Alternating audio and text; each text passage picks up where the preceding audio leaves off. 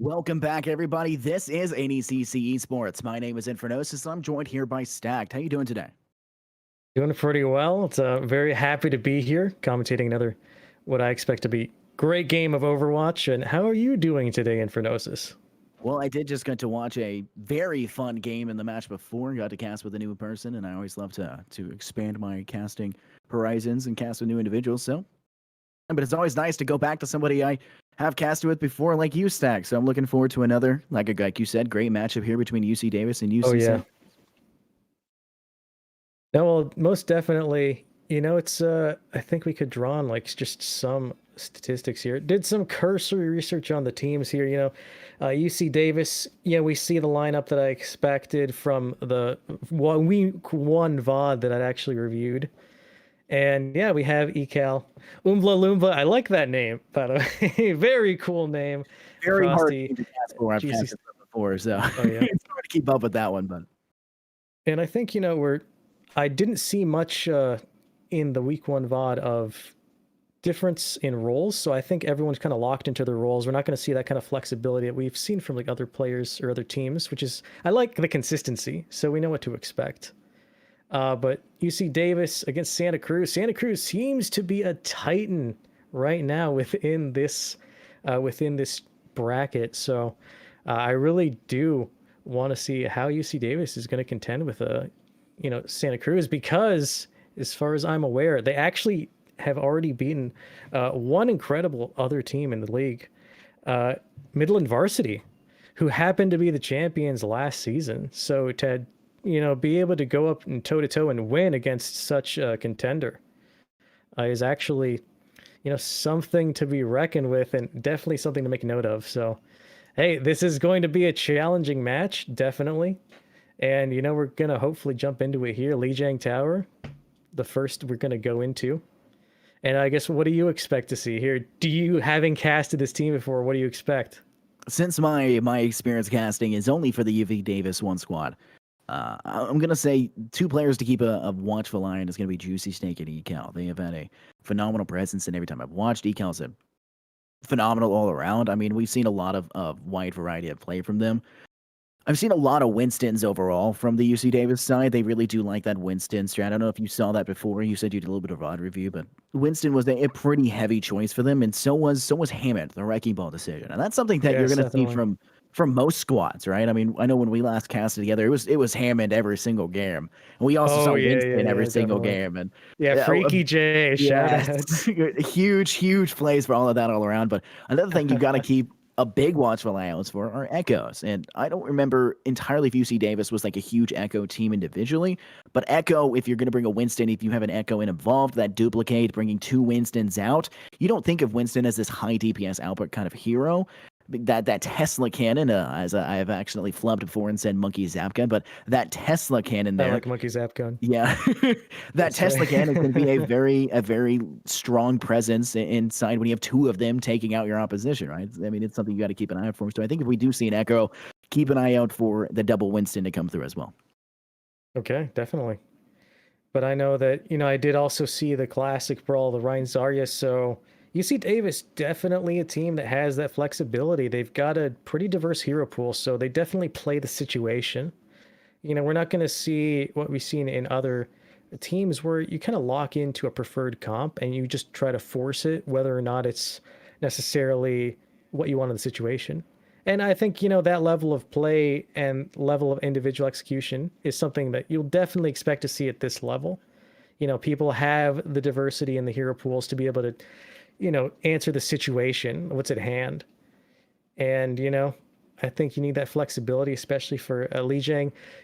What do you think? Are we going to see those kind of funny Symmetra teleport onto point strats here? We better. I talked about this last time with Nuclear on the map before, because we got to see this as well. That's Symmetra. I called it out. I said, I want to see Symmetra, because, everyone here who's casted and Control Center, let's go. Everyone who's watched knows Yelkrump. He's one of the casters here. He had a clip on his Twitter where quite literally he went in as a Reinhardt and he did the Symmetra teleport. Both sides did, and he got a full Reinhardt shatter in about 7 seconds. And wow. insanely quick. I mean, fully charged it, and he dropped it immediately, completely decimated the opposition. And it's plays like that that you look at and go, oh my god, I want to see this. I want to see this in action. I want to cast for that. I want to be involved in that in any way. So I want to see Symmetra teleports. Now we're more than likely not going to see one on this exact round, right? But I definitely think we. Well, actually, there we do see really? It, actually. Okay, I cross my words. I take it back. We are going to see that one come through. I've never actually seen it bring mirror match right now, actually. Ooh, very I like interesting. The Junkrat choice. I like the Junkrat choice, especially when you're facing off against Reinhardts that come through. Huge decimation for shields, but it's going to be hard to not take that explosive damage onto the Zarya bubbles. Oh, and we can already tell this is going to be a quick rush down. These teams are going to meet in no time at all. Teleporters go out for spawn. You know, they're closing the distance even quicker here. And already... Huge push that comes through. It's gonna be Oompa Loompa is gonna take his squad to the back line. They've already lost the high ground position. It's gonna be a fight that's gonna engage pretty swiftly. And Zarya over on one side's already got a pretty darn large charge. That's Enigma who's now behind the back line. But EMF will connect with 1 and 2 onto ECAL and Juicy Snake, and it's gonna be a full rerun and reback as they're going to have to situate themselves in a bit of a safer position. And I do like the rotation onto point, controlling the space from EMF, basically. Also, the Fire Strike so incredibly well placed, taking out ECAL, and just, you know, opening up the way to attack and just control the point. And now they're firmly set up all the way to the choke here. Both Ant Matrices go out, and another Fire Strike onto ECAL. The repetition here. The rest of the picks come through. Ionic putting the damage down range, and the Symmetra turret as well, just getting a cheeky kill there. I mean, you have those so situated at this point in that chokehold right there. They're going to have to think about moving in a different direction. Take that higher ground. We see where Enigma is kind of running over. You do see the UC Davis sides kind of switching over, and you're going to see the Santa Cruz side have to make that rotation as well to hold that, but they're not going to be as situated. Riptire will come out here from Ionic. Will it connect? It, in fact, will, and it will connect onto Wild and to the Immortality Field. And you like the quick adaptation from Ionic, avoiding the Immortality Field and chasing down Wild, who was just out of range. Really good quick adaptation there, which is what you would expect. And once again, kind of repeating back to square one, trying to push from a different angle here, but they're going to have to regroup.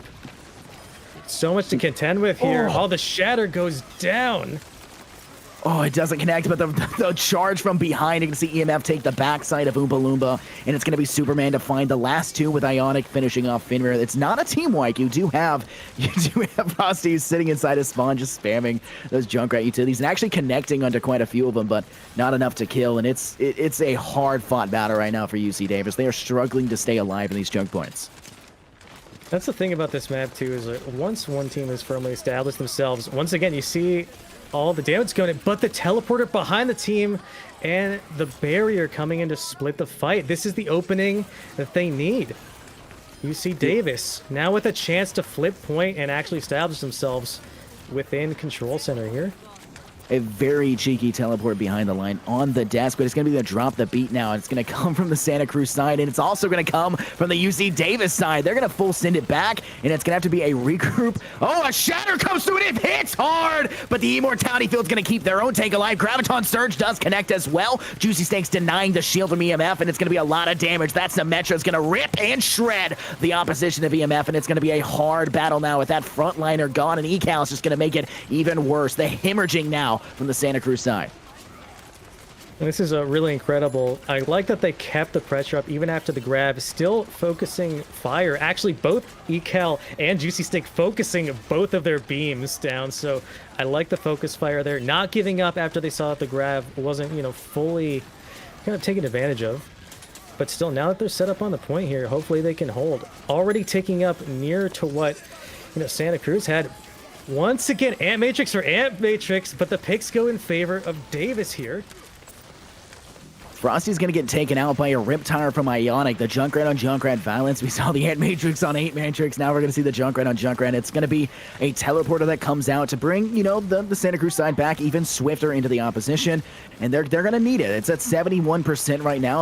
Our own is about 90, but the Graviton does come here. That's Enigma's. It's going to catch two, but there is going to be an Immortality Field that will save the life of the opposition. And ECAL will find EMF, and once that shield's gone, there goes the Shatter from Oompa Loompa. He comes in swinging, and ECAL and Juicy Juicy Steak will clean up the last man standing really in this fight from this backside, getting pushed by Lucio as Moises, but it's going to be Cal and Juicy Steak on the opposite side cleaning up in their own spawn, and it's looking like a 91% is going to be hard for them to try and fight in this last engagement.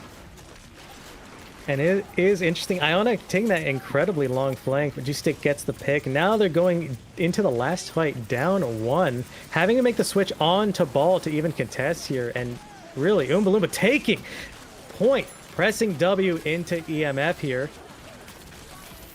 Symmetra wall does go down, and the Graviton will connect. The Shatter from behind will decimate. Oh my goodness! UC Davis coming through, and that's ECAL with 4 on the board in that one fight. Now 5 on the board at one time. They're going to use the Ant Matrix and everything, just balling it out here in round 1.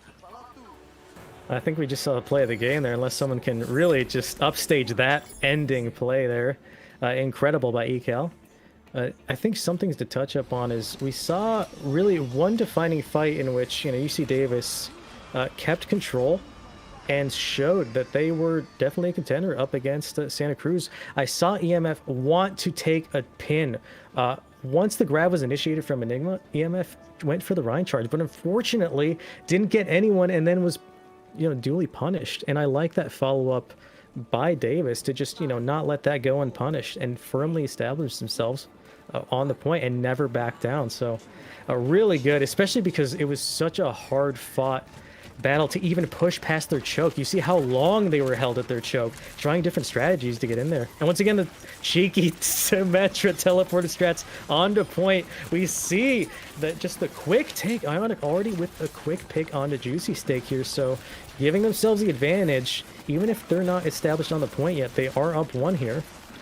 Santa Cruz going to using the Immortality Field. It's going to be removed by the opposition.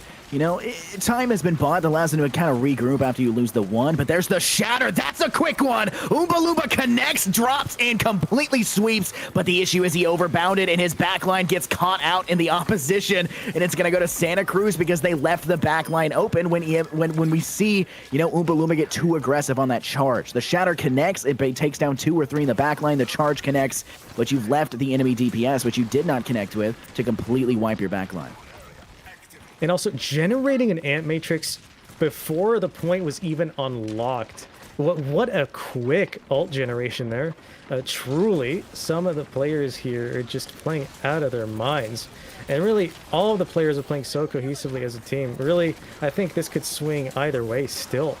Both have shown that they're incredibly effective at following up on these different plays. And I like the use of the teleporter still, They're playing the objective, not playing the fights, and still, they've been caught out of position. It might be a quick retake here, but still, that's some valuable percentage that is going towards the Davis side. Not only is it a valuable percentage, but you baited out a Reinhardt Shatter.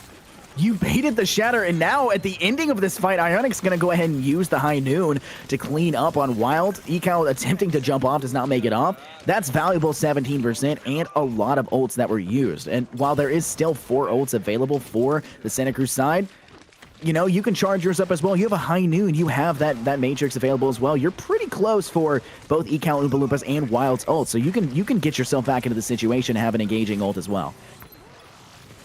And I like the just quick Blizzard onto point to stop the teleporter strat once again in its tracks. So I like that awareness. And yeah, even the Shatter comes in. Is it going to be enough to sway this? And it does seem like there's a chance here, but no, unfortunately, Frosty gets taken out by Ionic. So you had just this back and forth there. I do think that quick response to Blizzard onto point to stop the Davis teleport strat was just so incredibly well thought out by Superman. So a really good usage there to shut down that attack.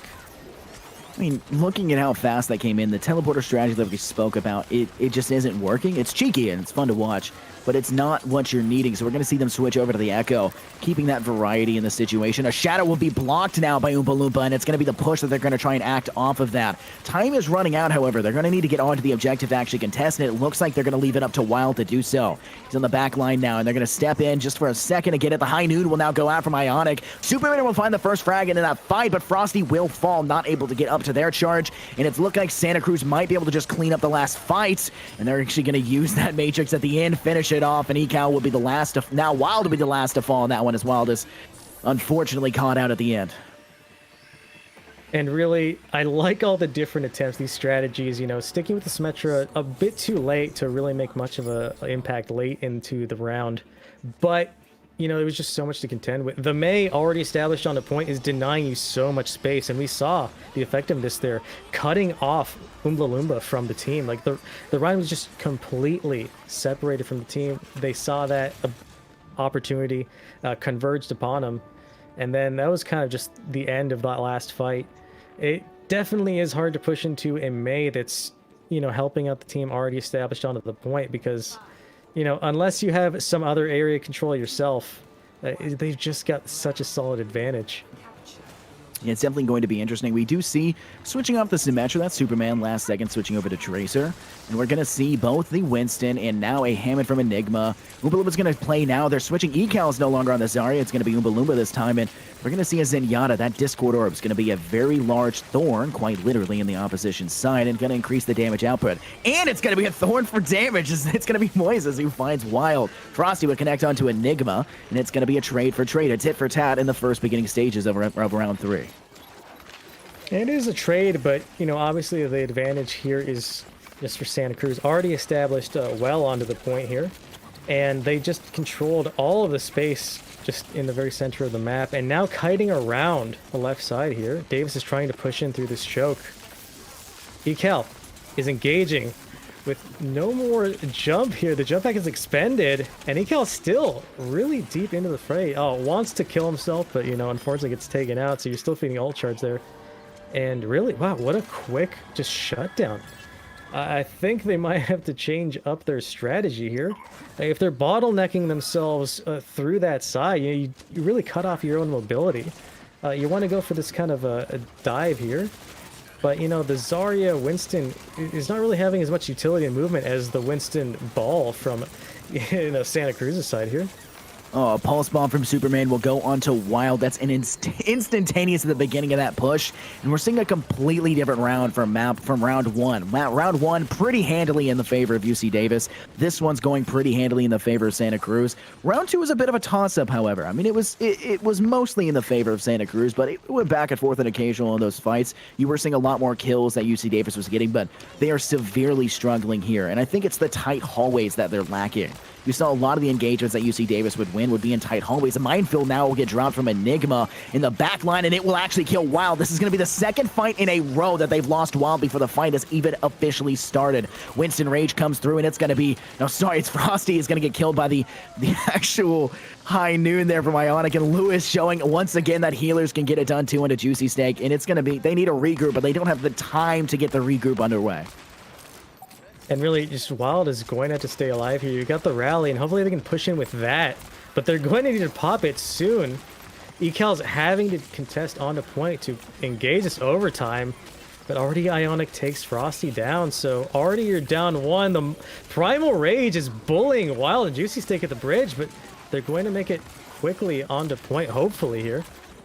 But really, yeah, pick for pick here. The Trance is going to kind of undo the effectiveness of the grab here, but can Oompa Loomba, yes, takes out one. Can you contend with the other? No, Ionic takes the pick and another onto Juicy Steak here. Frosty doing everything they can to avoid these shots, and no, goes down. Ionic with the 3K there at the end. Wow, incredibly well-placed shots, but also the utility, the heals with the Harmony Orb and the Orb of Discord too. Also, that Zenyatta gives you so much utility in these fights. Yeah, but yeah, something that you touched up on. Yes, we did expect. We expected this. Oh my goodness, this was game changing. If you give one moment in this matchup where UC Davis had their biggest dominant performance right here, it looks like they're on something right there, just mouse swinging wildly, but you wouldn't expect that during the entire process of that, just full near team wipe single-handedly off of your ult, and the support on that, just the kill feed entirely. They're even they're asking what the sense is. They're even commenting on it as well. But yeah, I mean, I touched on it. Santa Cruz dominating performance in round 2 and 3. Phenomenal performance in round 2 and 3. Yeah, and round 3 was no chance for UC Davis, and I don't think it was because UC Davis fell off or I think it's the open area. They tried to play out into a little bit more on their own, but Ionic with the McCree was denying any chance for Juicy Steak to have any push. The Winston bubble was coming too late when the actual jumps with the leaps would come through. So you would have Ionic who was able to stun the Winston, and they would deal enough damage before he could even put his shield down because they aren't dropping the shield fast enough. And I think while we know that they're very comfortable on the Winston and they like to bring that out, no protection on the back line, and the rush that was coming through from the Tracer and from at one point it was even the Zenyatta that was getting picks in the back line. You have no protection for your healers. And you have to kind of adjust that as it progresses. You have to kind of work your way to a different direction. And they tried to switch it up in directions. They tried to go back and forth, but no side was working for them.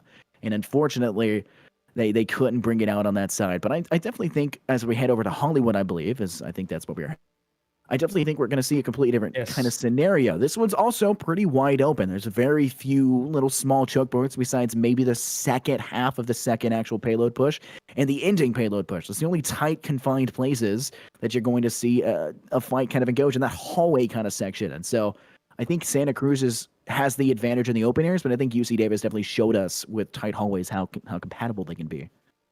No, most definitely. And I think, that's the kind of difference there. I think it's the comfort zones that these teams feel when it comes to different compositions and also just maps, the environments they have to play around in. So we saw UC Davis really hit their stride when they're playing the Brawl comp. They're playing the Rein Zarya. They can play that close Brawl style. And in that, they really shined. It was just an incredibly well-played composition. They controlled that map and were able to not only, control that map once they were established on a point, but pushing in past the choke when the opposing force is just, threatening you at the choke with so much area denial. This is Metro Turrets, the Junkrat just spam.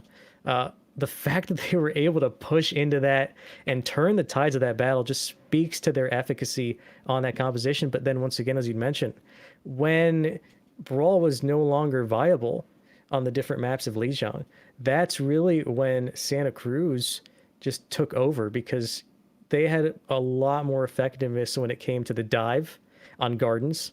And then on the night market, especially, when they had the Mei controlling point and they were just shutting down the just cheeky Symmetra plays. So they, had answers to what they saw UC Davis was presenting them with.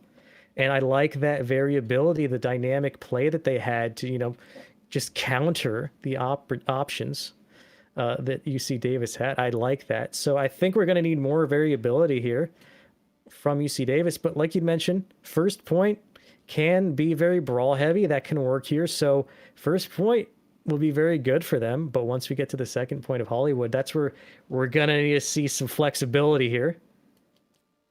I definitely think I have to 100% agree with you. I loved, there's that kind of preset meta when it comes to that night market. And like you had said, the Mei that came into counter, you're forced to kind of drop in that one side with that teleporter. You are like in midair, your brain's looking down at that spot and go, I'm here. The site, it's right here, the capture point. And then immediately you hear just Mei speak some gibberish that I don't understand because I don't speak that language. And then immediately drops in, you go, oh no, I'm dead. Right?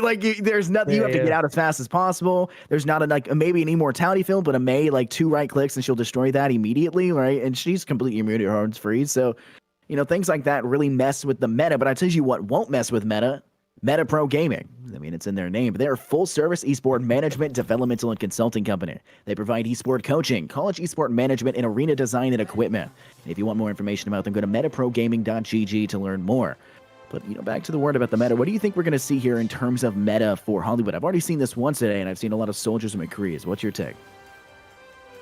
Well, Soldiers and McCree, I mean, a lot of people say this about Hitscan. Hitscan, is just such kind of a bread and butter hero in Overwatch because, you don't really have to try as hard to get a lot of value. Whereas, other more mobility-based heroes, they just have such a high skill ceiling. And then the level of execution that you need to get that value is just so much higher. So, I think the sightlines on this map definitely lend itself to hit scan, especially Widow on second point. You've got the sightlines definitely on first point as well, but I think we'll see more of that play, especially on second point, once we get there. I do see that Reaper pick from Frosty. That's interesting. So probably gonna maybe see some, covert kind of shadow stepping, maybe sneaking into the back line. Or maybe just, playing it up with the team. You see him kind of sneaking up here to the right side, maybe going to pressure. And I like that they're hiding here. You can see Oompa Loompa, Frosty, Fenrir, Wild. Everyone's kind of hiding up this stairwell around the first corner. So are they going to get surprised here? Oh no. Oh no. Come through. It's going to be the charge that goes the other way. EMF will find the first, but Oompa Loompa will find a second. And Juicy Steak, she'll find one. Superman in return with the mate will get onto Fenrir. They have the high ground with Juicy Steak right now, but Enigma is going to try to deny, but will get knocked out of the mech pretty swiftly. EMF with the fire charge on top of the Wild. Enigma will eventually be able to finish off out of mech onto Juicy Steak, but, out of the mech, Diva is just as dirty as in mech Diva. Oompa Loompa will fall, and that cheeky strategy we saw that we were really excited for will not matter. Gets completely dismantled, and they're not, I don't even think they're going to try and attack this at this point. The Mei Wall's going to deny. They may be able to step on with the Lucio, but I don't think it's going to be enough because this firefight is going to end almost as quickly as this started, with the fact that Moses has already dropped Frosty out. And it's kind of sad to see this crumble so quickly, because like we said, this is the composition and map that they need to shine through. And now that they've completely thrown away the first point that speaks to their strengths, now they're forced to contend with the more open second point with lots of points of high ground, one in which mobility really is key. And we see Enigma on the Diva. They're going to be able to control high ground far more effectively.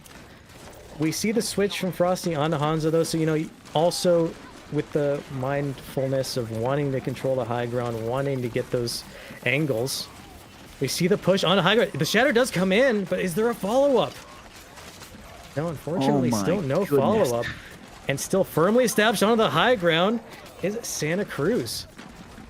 The fight right there was astronomical. The shatter connected with basically everybody, saved entirely by the fact that the immortality field was there to keep them alive. There's going to be a high noon now here by Ionic, but he's kind of being forced out of the situation, especially with the fact that EMF's shield is looking worse for wear. It's going to remove the shield now of Oompa Loompa, but the secondary high noon will connect back onto Ionic. That's Juicy Snake. She finds a successful kill, but it's returned by 2. Juicy Snake connecting with another now into Lewis, and it's going to be a fight now as the frontliner still alive, facing off tit for tat. Enigma will remove half of that now. Ecal will fall to the Hammond, and they're going to keep the immortality field behind. You've left the Baptiste, and the actual ult will come through as well. Juicy Steak from behind is still able to connect with one, but it's going to be EMF who turns around and shatters the solo target. Why? You have so much to do with that, and you find Juicy Steak to be that much of a nuisance that you feel it's necessary to shatter that. You know what? Take it all the way to the bank. And you love to see EMF popping off thanks to just the incredible support from Moises here. Just you see the damage amp Fire Strike get one in that fight, but also just the synergy they have. They're just controlling this car. It has not stopped ever since it has been unlocked here, and already now on third point. We're going to need to see something from UC Davis here. We're going to need to see that streaks of brilliance that we saw on Control Center. Oh my goodness, Graviton will go off into Hanzo ult to follow through. The immortality field saves the life, but not long enough. Frosty connects with 2, and that Oompa Loompa will connect 2 as well. It's just going to be the only kill dropping for their side. It's going to be Superman, who's just doomed inside of his own eyes. Frosty will punch them out and knock them one-hit KO to finish off that kill. Phenomenal attack right there. You use just a few ults, you guarantee with the Graviton and with the Hanzo, and that's all you need to finish that fight. And you still have 3 ults available to deny this next push, but will you be able to deny it for a whole 4 minutes and 15 seconds? Well, the Shatter comes out, gets one. Can they finish Ionic, who gets Shattered? Unfortunately, no. So, Shatter that's been expended. The B comes out as well to contest the Blizzard, but Lulu is stuck. Gets stuck by the Mei Ice Block. He's charged into it and unfortunately goes down. Now this last fight's opened up. The minefield goes in to control even more space. And is there anything that Davis can do to contest this fight? It's just wild, and they're going to fall as quickly as they start. Ionic will be there to clean up the Hammond, but it won't matter anyways. Here comes Oompa switching over to the Diva, and it's going to be hidden as soon as it started, and it's going to be Santa Cruz coming through swiftly, ending that one off. And quite honestly, when you watched UC Davis, they held well. That I think they had a good situation on the main streets phase. They kind kind of had a pretty good high ground fight that unfortunately got stalled out. They didn't contest the objective enough, and that main push around that main bin on that third phase, right? I think they had something going for that. The Hanzo ult combined with the Graviton, you had a lot going, and you had 3 more ults behind it. But it all goes for naught when unfortunately your Reinhardt, your frontliner, gets stuck inside a Mei ult and stuck on the Mei who's inside of her eyes. You don't even need the ice wall in that situation. It's just the Mei herself coming through. But you know, phenomenal to watch. I was awestruck when I watched that unfortunate happenstance there for the Ryan trying to escape. But you know, not a terrible holds. I think there was a lot to be left, you know, desired, but you know, nonetheless, I think they can have a very valid attack here, especially when they're now. Actually, they struggled with the open phase before, so this could actually be difficult for them. Well, I guess we will see. You know, already we see the pick onto the Winston. So interesting that they're avoiding the composition that worked so well for them. Oh, but also one thing I do want to mention, though, is just that one play, the grab dragons. The grab that opened up the defensive attack, really, from Davis, that showed that they could at least, you know, contend with the push. That was actually facilitated by the pick onto Lewis, who was beating. So canceling the beat secured that fight. So without that pick, that would have, yeah, it could have easily swung the other direction. I think that's valid. We do see kind of another cheeky positioning. This one not really that far forward. This one around the bend.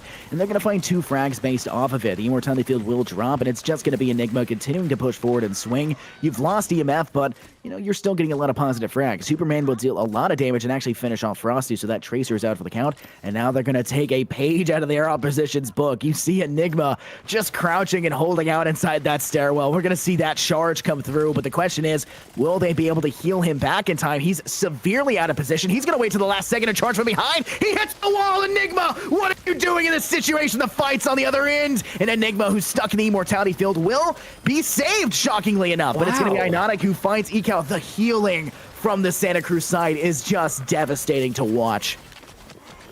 You know, Enigma had absolutely no right to live there. None at all. He was dead to rights. But unfortunately, Davis not able to capitalize on that failed pin.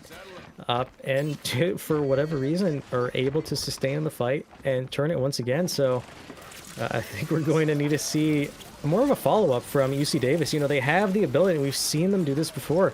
Oh, but then the high noon takes 2, and then just these follow-up picks are forcing Davis to retreat back to spawn.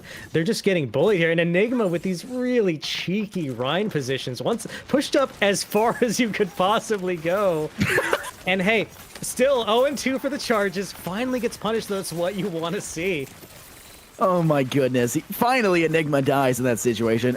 Just saying, well-deserved after attempting that so many times. But the Mei ult will go. It's going to be Ecal who gets stunned, but they did pop the ult. Frosty will connect with the Pulse Bomb, but it's going to be a trade. Ionic does get the stun and kill afterward. Juicy Stank following through onto the DPS kill of Frosty. And it's looking like UC Davis will actually manage to take the point, but you see Enigma's back, and like his name is, he is an Enigma. The question is, how will he come through with that shatter? He'll come through and try to go hard. He doesn't manage to connect, however, so it's a bit of a wasted ult, but they need to drop on swiftly or they'll need to take a step back. They already have the Hammond on point. That's EMF, and here's the drop, the beat there by Lewis. The Graviton, however, they're going to use the Mei wall to try to deny it, but all it does is bring the shield of Enigma away from your team, and it's going to be the Matrix from up above. Can the Baptiste of Moses actually get enough off? They will actually manage to fight off UC Davis. What is going on, Superman? No, your name is not a lie in this situation. Yeah, Superman just incredibly well-placed icicles with the Mei. It's you don't expect this level of just sniping from a Mei generally, but wow, so incredibly well-placed, lighting up the kill feed time and time again. And Ionic getting his follow-up picks. Really, I did not expect that fight to go back into Santa Cruz's favor, but they were able to contest. And I think we just see this kind of split attention. Oh okay, no, already we're about to get C9. We're about to get C9. They're getting C9'd. No! Santa Cruz, you cannot come out swinging that aggressively in every one of your engagements here on the defense just to give it up because you overextend and go for the backline. Finner is just saying worth. He's they're already laughing, dude. They're saying Charlie Niners, Z9. They know. Is they come into that backline, but you know, nonetheless, they're still in the backline with Enigma getting kills. I mean, hey, they've got the self-awareness. They're laughing at themselves, so you know. They know what's happening. This is quite a messy map, to be certain. It is just so many things that have really just blown away my expectations, for better or for worse here. But hey, we're at second point. The cart is moving along here, and we see the high ground positioning take here from Santa Cruz. You know, pushing the Nano Winston onto the high ground, but then the Blizzard to contest it. Oh, and the double kill from the High Noon yet again from Ionic. These really effective High Noons, which, you know, usually don't see as much. High Noon considered, you know, a pretty, you know, low priority ultimate, not one that's, you know, as integral to winning team fights as, you know, let's say Blizzard or even a Grav. But wow, incredibly well placed. What can we say? And still firmly established onto the high ground here. We're seeing such level of high ground play by the Santa Cruz side. A shadow will come down as Enigma drops, and he'll connect onto Fuel, and they're going to secure the kill into Fenrir. A charge will go off. He'll just launch himself in the air because of ECAL's ultimate, and the Graviton will not connect with any, so a wasted ult there by Oompa Loompa as they're not able to find success. That's going to be Wild Ting dropping the beat again. I'm not sure why, but the fight is pretty favorably going in UC Davis's side.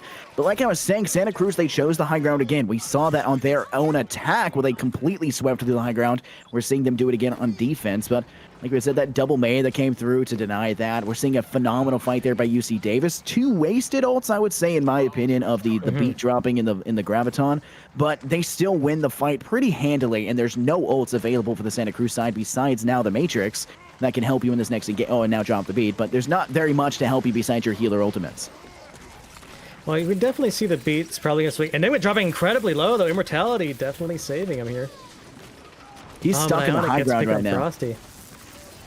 Completely trapped. The fight will continue to engage. The May's now filing up because of the elevator, but Enigma is going to have to work their way up. Ionic connects onto ECAL, and the charge from Enigma will once again not connect. He is 3 for 3, 3 strikes, you're out. Get out of here, Enigma. I think you need a little bit more training on the field. I'll tell you what, though, he will connect with Juicy Snake, and she will fall on the McCree. And a charge, finally, Enigma gets a charge here on Fenrir. That's the Ana out for the count, and it's gonna be Lucio on Lucio violence. Lewis will win that one out, and Enigma will finish off Oompa Loompa. 25 seconds left for the UC Davis side to come back. Yeah, 25 seconds, but even by the numbers, we see nearly every ult is online here for Santa Cruz, and with, you know, a handful of yourselves already, if they let their ults fly first, you know, Santa Cruz is just going to secure this pick. But, you know, Frosty definitely going to sneak onto the payload here to contest, initiate overtime. 5 full ults available for Maybe the they can Santa Cruz C9. side. Are we going to see a C9 here? No, we better not see this from Frosty. No, they don't know. They don't know. They still don't know. Lewis will finally draw. Enigma does get a charge, and his Shadow turn does not connect. The Gravitons on the opposite side. Ionic will hit 2 high noons in the same one, and it's going to be completely swept by Ionic and Moses. The last player standing is going to be the Lucio, just taking his time on the back one, and it's going to be Santa Cruz winning that one out. Oh my goodness, we just about saw 2 full C9s. We almost did. Same round. Yeah. That'll go to show no one C9 Santa Cruz twice in one map. Gets away with it. C9 me once, shame on me. C9 me twice. We win map 2, and that's definitely what happened. This is the final play where you do see that high noon that connected. Phenomenal turn to get that. Moses had dropped 2 in the process as well. Just a phenomenal, you know, last fight engagement that came down there. And we did see, you know, UC Davis, they won 1 engagement on that last point. They kept, you know, tit for tat, but it was the return frags and the ability to keep even their tanks alive who were getting booped off the high ground to stay alive when you've lost that front line. Very phenomenal work. I think the healers for Santa Cruz were by far the MVPs when it came to that street stage. In terms of the first stage, only MVP when Enigma was doing his cheeky little things. Like the one time where he was dead to rights on staircase, should have been dead. That was a miracle in a making, but you know, nonetheless, I think we are going to take a 5-minute break between map, you know, 2 and 3, but we will be right back real shortly. My name is Infinosis, joined here by Stacked, and this has been UC Davis versus UC Santa Cruz. Stay tuned. 5-minute break for the next map.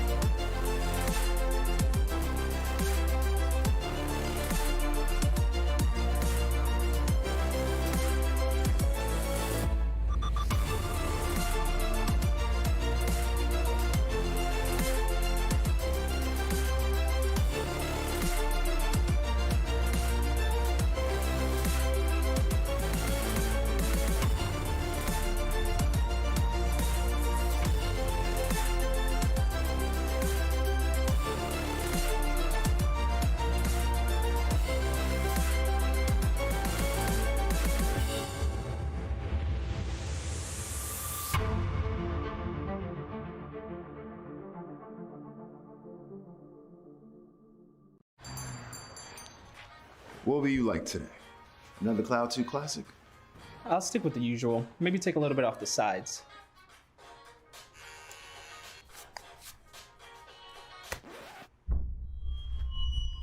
Oh, that's fresh. The HyperX Cloud 2 Wireless. Legendary comfort goes wireless. Hey, watch your head.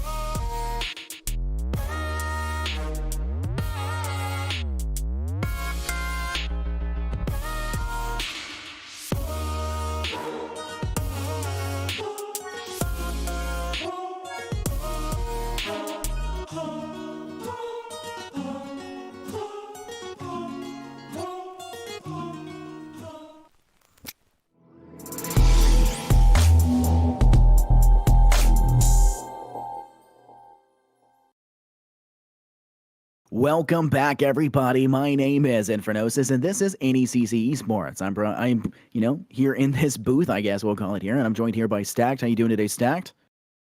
Doing pretty well, you know.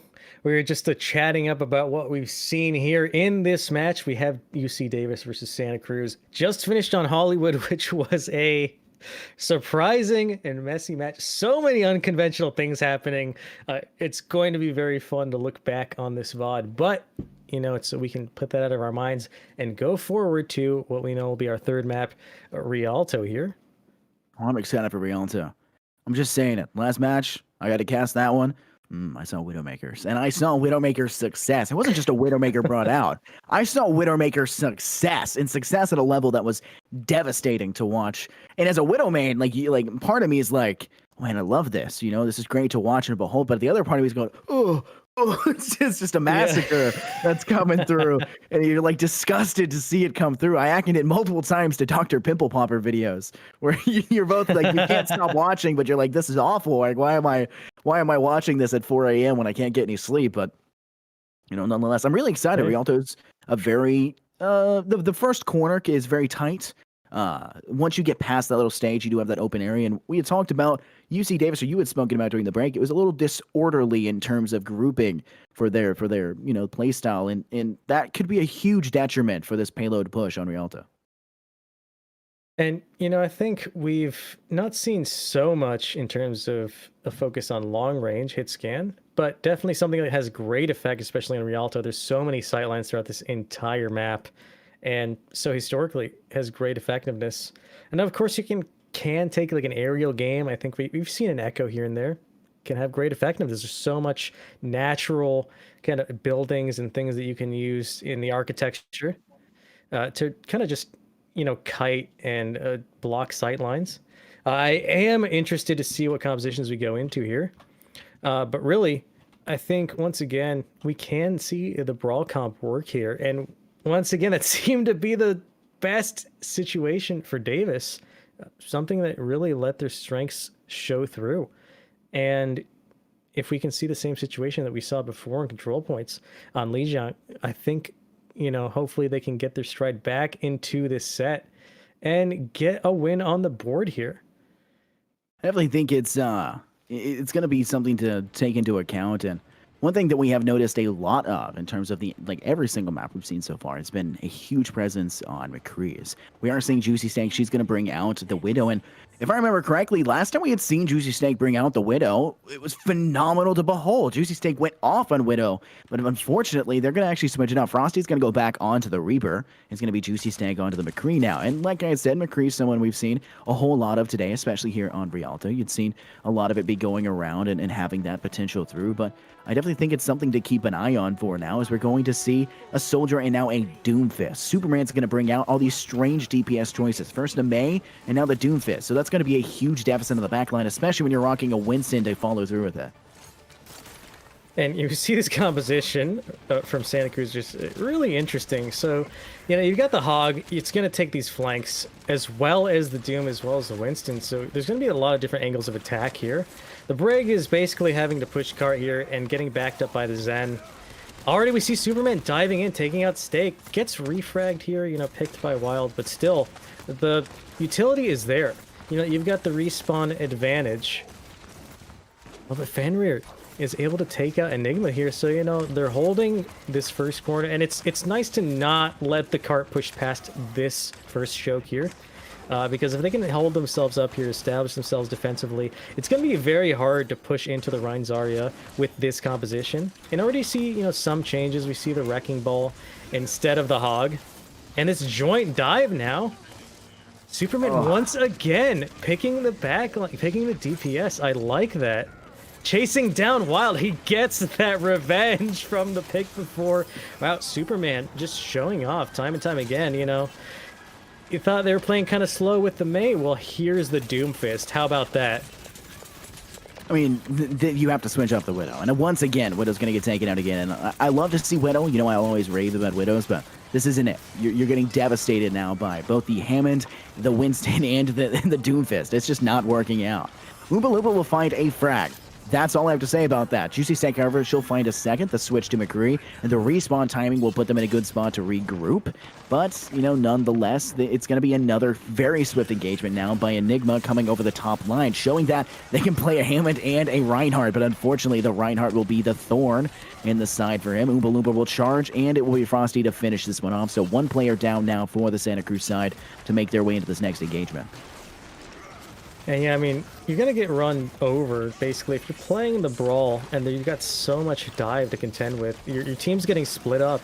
And, unless you're actually playing with the Ryan, who can actually mitigate any of the damage, Doom's going to keep diving the squishy targets, forcing the cooldowns, and also the Wrecking Ball just pressuring the backline. Juicy Snake does get the chase down, though, so that's an incredibly good pick, though. But they need a follow-up here, and unfortunately, once again, we see the split. So Oompa Loompa is left by themselves to contend with the cart. And just this split attack is just completely cleaving through any defenses that Davis had before. Santa Cruz is just, they're just going through. I mean, we do finally see Superman on the Doomfist will get taken out after pushing all the way forward onto the top of Wild, trying to finish it off the entire time. Well, fortunately, be able to get, him killed in the process. But it's just a small little checkered plus and a wide string of exits. And it's unfortunately going to continue in that reign. They're going to only leave one, maybe even two on the actual payload. It's going to be a Transcendence that comes through from the UC Davis side. And they also had used Immortality, but they must have felt very threatened in that engagement to have to use both of those in this fight. But it will continue. Matrix drops, and they have nobody there to actually fight with. So a bit of a wasted one there by Baptiste from Wild. But EMF switched over now. They're going to play the Orisa, and it's going to allow them to kind of hold on to this in the situations they get onto, because you can't be pushed off as the Orisa. Flank from behind now. Oompa will get a pull onto Levi, but it doesn't seem to matter. Fenrir connecting onto Superman, denying that backward dive, and the Transcendence will come through. Will it be enough to maintain the security of your front line, or is it going to be inevitably a backward angle? Graviton comes through, and so does the High Noon, and this one only takes out one, but the fight continues to ensue, and it's going to be a hard-fought one as Enigma is discorded and finished off by the rush from Frosty. think so long as they don't overextend, Davis definitely has an advantage here. And I like now finally focusing on the Doom, getting punished time and time again. Who knows if we're going to see a switch from Superman, but, still getting a lot of value. We saw Superman pressure the backline supports and force the trance, which even if you don't get a pick, that's still a lot of value, getting such a high value ultimate offline. When you take a look at the engagement up top, they're holding in that backside angle. You see a lot of teams who will actually go up top, and, apparently Enigma isn't one of those. Enigma is going to go around the backside. You see Ionic with the Soldier will connect to the back line of the opposition. Both healers down, and now Ecal as well. Enigma will clean off too, and that's going to be a huge push. Frosty is going to get decimated by Enigma and the Zarya combo, and it's going to be that backline push by Superman to force the opposition even further back, and some of them even back into the respawn in their spawn. And something that I loved about that attack was just incredibly well timed. You saw Enigma go up and over the buildings and slam into the backline with the minefield. And it was incredibly well timed with the frontal to main push from the rest of the team. What an incredibly coordinated attack there. Superman with the 2 picks on the Meteor Strike and still pressuring Umbla Loomba here at spawn. Is just getting bullied. Can't even push on to the point to touch and contest. Wow, incredibly well fought last point there, but wow, such a well executed play there. Great all around. No real notes there, but we are going to need to see just a quicker adaptation, like I was saying, just the adaptation, the flexibility that you want to see from Davis to contend with the pushes and attacks from Santa Cruz. So we see the variability they have, and they were kind of slow on the uptake to switch off of the brawl to contend with this insane dive that we saw executed so well. And it was at last point that we switched off of the Rhine onto the Hog to, deal with the Wrecking Ball, deal with the Doom. But still, it was not enough to then pivot onto the Orisa change. And then so you had to deal with the dive as well as the just ongoing, the brutal attack onto, pushing the payload. It was just so much back and forth, but we saw the quicker repositioning, the quicker adaptation still from Santa Cruz here.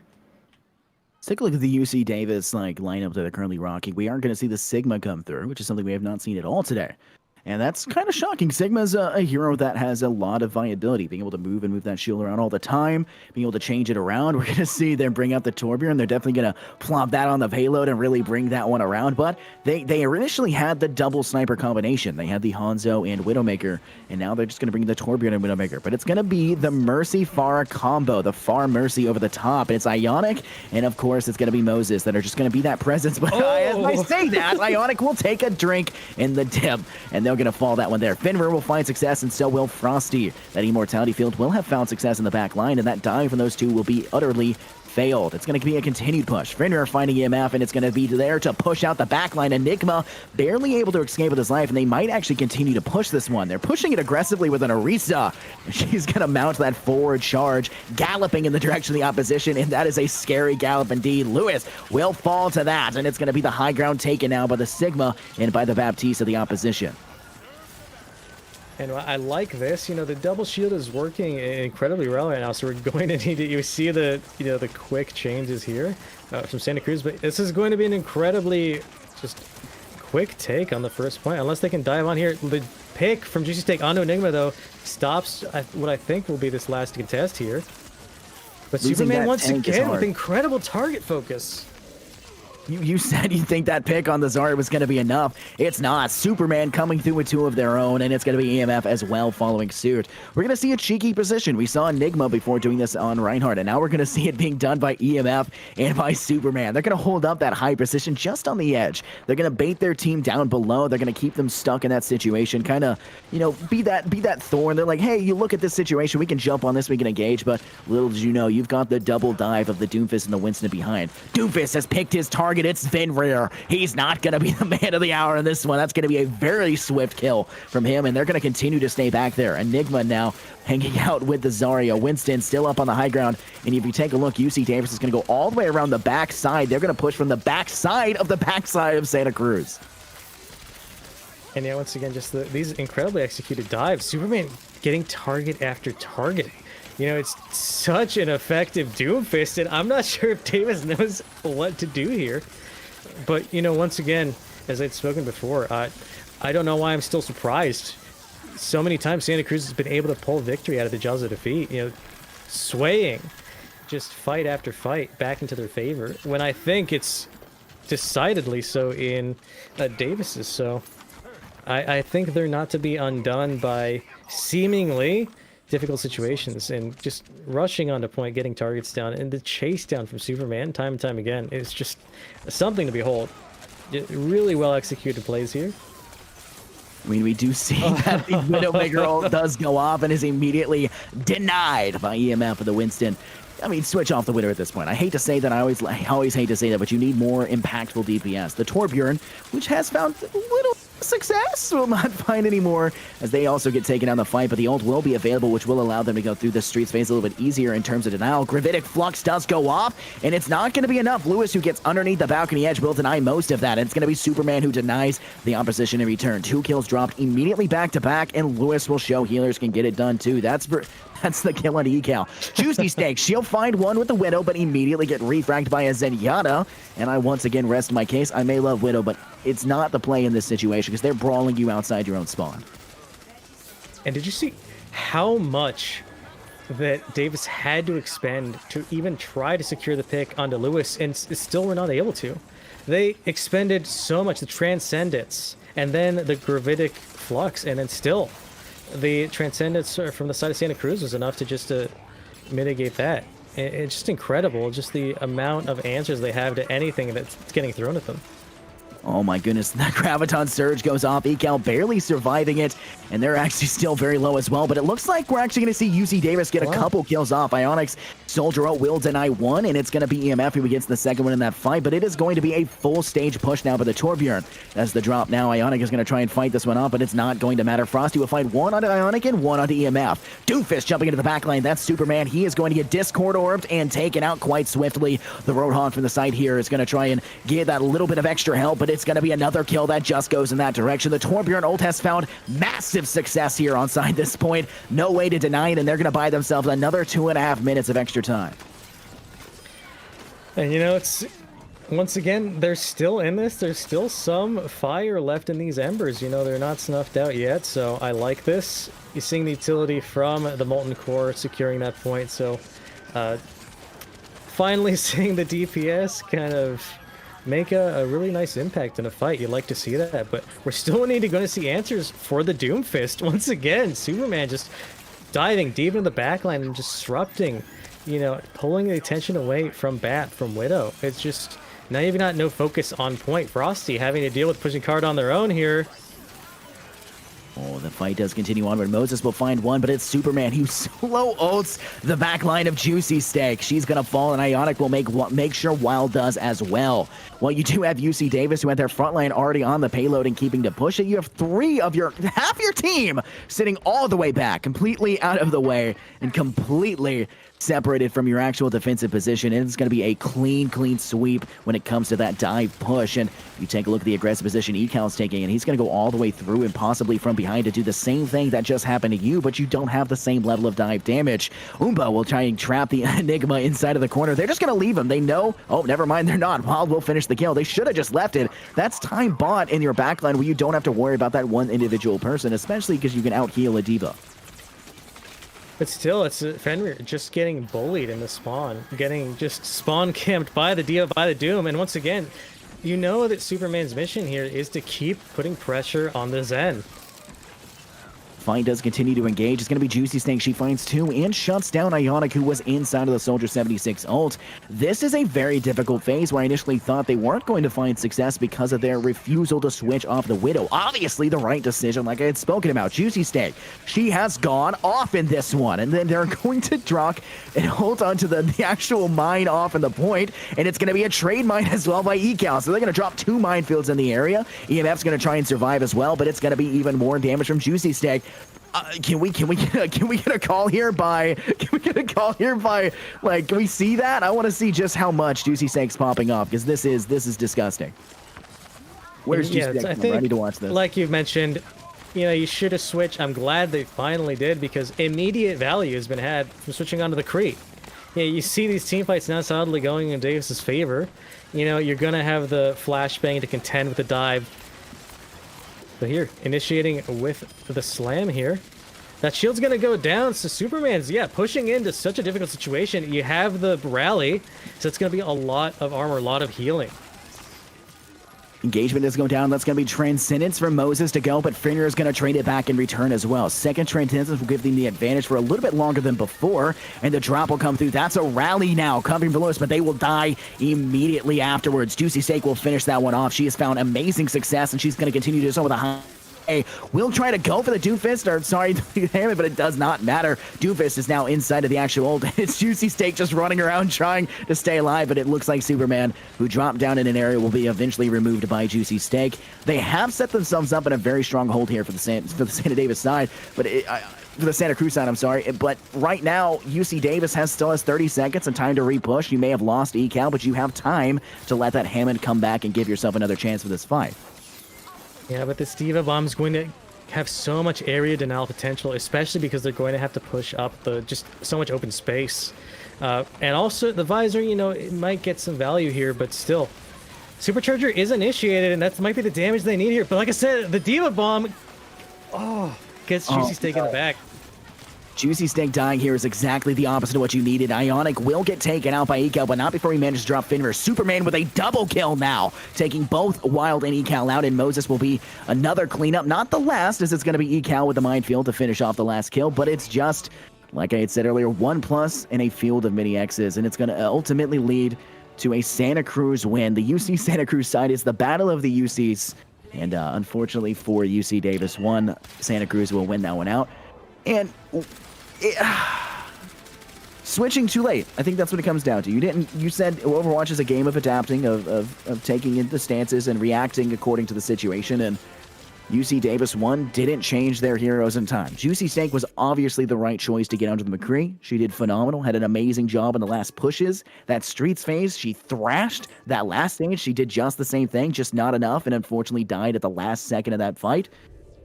Why were we on the Torbjorn for so long? Where did that come from? I was on the Widow for so long. And I know it's weird for me to be the one to say that, but nonetheless. It's not what you're looking for. No, definitely. And I think it's something we touched upon throughout the entire set here. That, yeah, it's just a game of adaptation. And the team that was quicker on the uptake was definitely Santa Cruz here. Davis was just not as adaptable. And I think that really came back to bite them, as we saw, time and time again. I think that's something you definitely have to take into account, but I think we will get a interview underway fairly soon. No interview? No interview. So we're not going to have an interview in this stage. So no interview, unfortunately.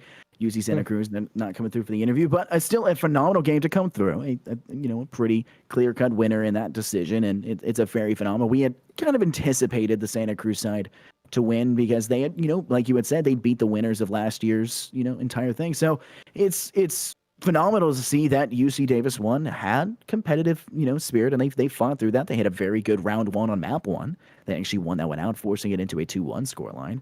And they had some good fights, and we definitely see some standout players coming from the UC Davis side, and that's something to keep an eye out for. The more universities and, the more these colleges build up and have these things set in stone, the more likely they are to have a stand-to-show-us team, a standoffish team, continuing and going forward and say more seasons or more leagues and more environments. So... But I think, if I am correct here, production, that's all we have for you today. Yep, that's all we have for you today. My name has been Infernosis, joined here by Stacked. Thank you very much, Stacked, for joining me. Thank you very much to everyone here working at the NECC staff and everyone that's working behind the production scene. We're moderating the chat, everything in between. And we will see you guys in the next broadcast tomorrow.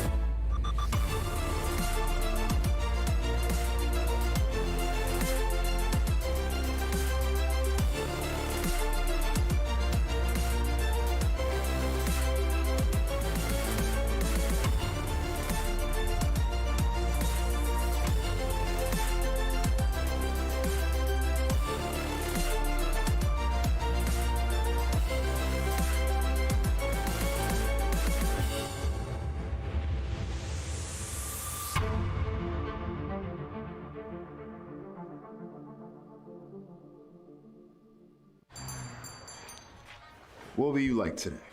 Another Cloud 2 classic? I'll stick with the usual. Maybe take a little bit off the sides.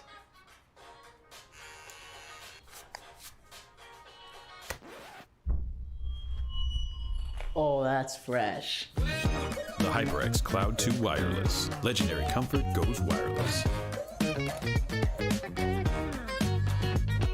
Hey, watch your head.